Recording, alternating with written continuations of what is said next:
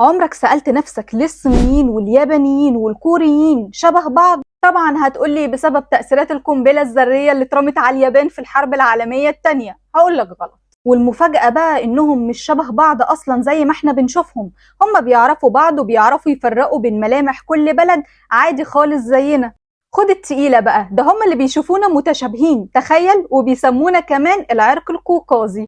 ومفيش أي تفسير علمي مؤكد يخلي العلماء يفسروا هما ليه شبه بعض، لكن في اجتهادات فلسفية بتقول إن شعوب الدول دي بترجع أصلها لسلالة واحدة، وهم من الأجناس المغولية الأصلية اللي عاشت في شرق آسيا، مغول الملايو وجزر الهند الشرقية. وبيقولك بقى إن بيسيطر على السلالة دي الصفات العامة للجنس المغولي، زي الشعر الناعم والبشرة الصفراء والراس العريضة والفك المتوسط والعيون الضيقة. عشان كده احنا بنشوفهم شبه بعض، وكمان عشان عايشين في نفس الأجواء وبياكلوا من نفس الأكل.